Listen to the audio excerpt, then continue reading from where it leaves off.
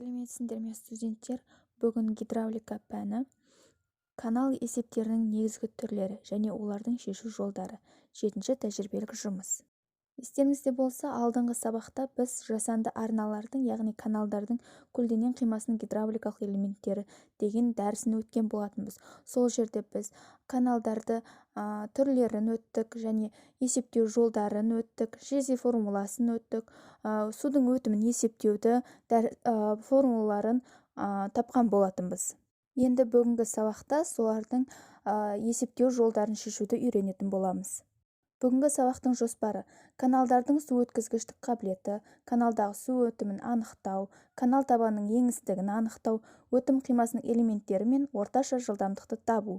Сабақтың мақсаты: каналдардың су өткізгіштік қабілетін, су өтімін, канал табанының еңістігін, орташа жылдамдығын белгілі шарттары бойынша анықтап үйрену. Канал есептерінің негізгі түрлері және оларды шешу жолдары. Каналдардың су өткізгіштік қабілеті оның пішініне, өлшемдеріне, бұжырлығына және еңістігіне байланысты екендігі белгілі. Бұл шамалардың көбісі каналдарды жобалауда алдын ала беріледі. Мақсат есептің шарты бойынша белгісіз шамаларды табу немесе олардың алдын ала берілген гидравликалық параметрлердің сан мәндеріне сай болуын қамтамасыз ететін шараларды анықтау. Енді осы есептерді түрлерін тоқталайық. Каналдағы су өтімін анықтау, яғни Q. Каналдың көлденең қимасының барлық гидравликалық элементтері V, H, M, N және I берілген. Каналдағы су өтімін анықтау керек. Ол үшін Жези формуласы бойынша су өтімін үшін жазылған 8-2 формуласын пайдаланса болғаны. Бұны алдыңғы сабақта өткен болатынбыз, яғни Qmax тең омега S түбір астындағы Rmax I. Канал табанының еңістігін анықтау.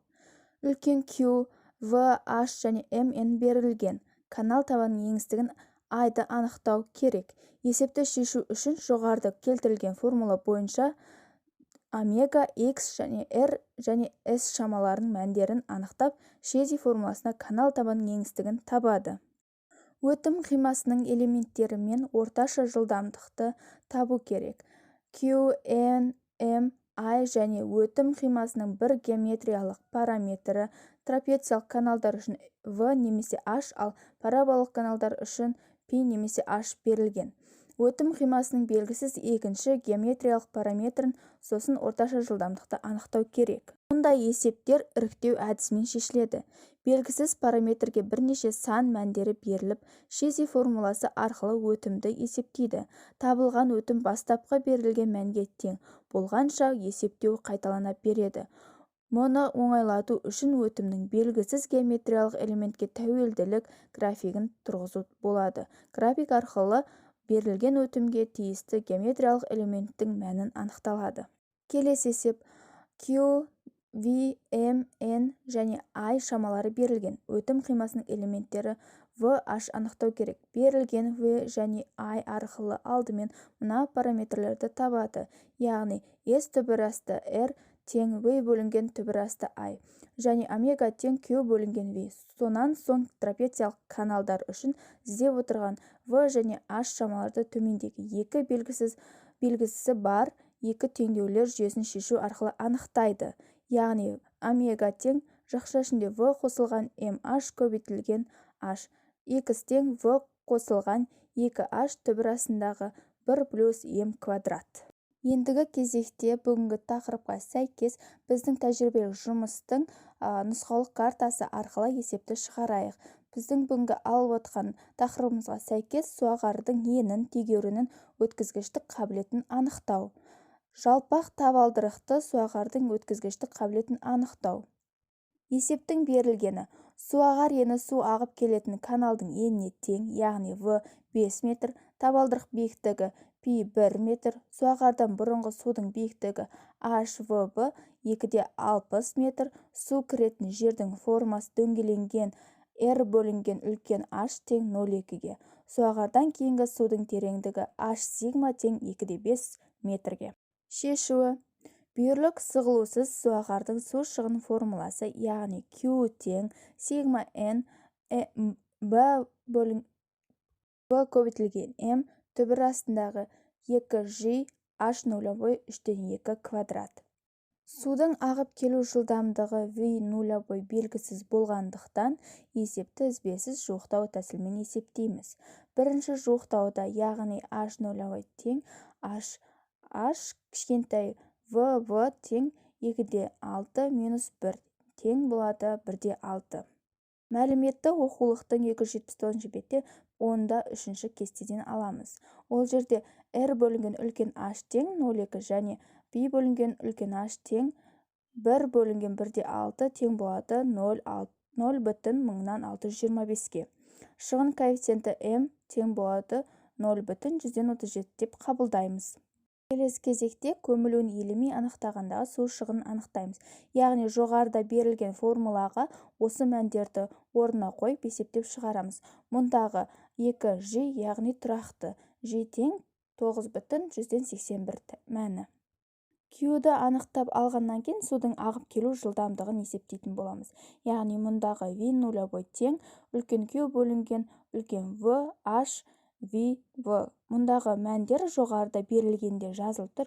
Сондықтан біз жаңа судың шығын есептеп алдық, яғни Q-ді 16,6 деп есептеп, берілгендегі мәндерді орнына қойып есептеп шығарамыз.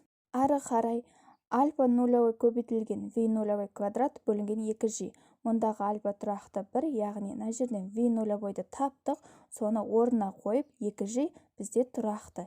Орнына қойып есепті шығарып мән аламыз. Одан ары судың ағып келу жылдамдығын ескере отырып тегеурін анықтаймыз. Мұнда тегеурін анықтау үшін h нулевой тең h плюс альфа нулевой v нулевой квадрат бөлінген 2G. Яғни біз мәндерін есептеп тауып алдық, бұлардың орнына сандарды қойып шыққан мәнді аламыз. Одан әрі суағардың суға көмілгендігін тексереміз. Ол үшін дельта тең h сигма минус π. Бізде h сигма ең алғаш есептің берілгенде жазылған, және π біз оқулықтағы кесте бойынша алып есепті шығарамыз. Одан соң дельта бөлінген h нулевой. Біз h нулевойды есептеп шығардық, жаңа ғана дельтаны есептеп шығардық, яғни формула бойынша орнына мәндерін қойып есептеп шығарып аламыз. Одан соң оқулықтың 282 бетіндегі 10-5 кестеде m тең 0,137 коэффициенті k2 тең 0,172, яғни дельта бөлінген h нулевой үлкен болады k2-ден болғандықтан суағар суға көмілген болып есептеледі. Көмілу коэффициентін анықтау үшін сигма π қосымша есептелінеді. Мұнда үлкен v табу үшін кішкентай v дельта бөлінген үлкен омега hb. Яғни біз бұл жердегі сандардың бәрін есептеп таптық, орнына қойып есептеп шығарамыз. Ол үшін hb, яғни үлкен омега hb тең кішкентай vh сигма. Бізде vh сигма ең алғашқы берілгенінде жазылып тұр. Соны орнына қойып есептеп сандарды алып шығарамыз. Келесі оқулықтың 284 бетіндегі 10-6 кестеден v тең 0,6 және дельта бөлінген h нулевой 0,89 болған кезде көмілу коэффициентін қабылдаймыз. Мұндағы сигма n тең 0,945 мәнін жоғарыдағы формулаға қойып, сол шығын екінші жуықтауды анықтаймыз. Яғни Q тең сигма n v көбейтілген m түбір астындағы 2G h нулевойдың 3/2 дәрежесі деген формулаға осы мәндерді қойып есептеп шығарамыз. Бұл кездегі v нулевой 1/130-ға тең болады. Ары қарай берілген мәндерді формулаға қойып есептеп шығарамыз. Су шығының үшінші жуықтауын анықтаймыз. Яғни ең біріншіде берілген формуланы қайтадан алып, соған берілген мәндерді қойып есептеп шығарамыз. Сонымен судың шығыны Q тең болады 17 метр куб S деп қабылдаймыз, яғни жуық мәнмен. Мұнда мен сіздерге 12 вариант дайындадым. Әрқайсыңыз өздеріңіздің варианттарыңызды алып, осы шығарылу бойынша есепті шығарып маған жіберіңіздер. Есепті шығарып болсаңыздар, келесі кестеден өздеріңізді бағалай аласыздар. Яғни 4-ке немесе 5-ке шыққандықтарыңызды бағалап тексерулеріңізге болады. Сонымен бүгінгі жетінші тәжірибелік жұмыстың қысқаша мазмұны осындай. Мен сендерге беретін тапсырмам келесідей. Дәрісті толық жазып алыңыздар. Студенттік өзіндік жұмыс дәптерге берілген сұрақтарға жазбаша түрде жауап беріңіздер. Барлық формулаларды, кестелерді жазып алыңыздар.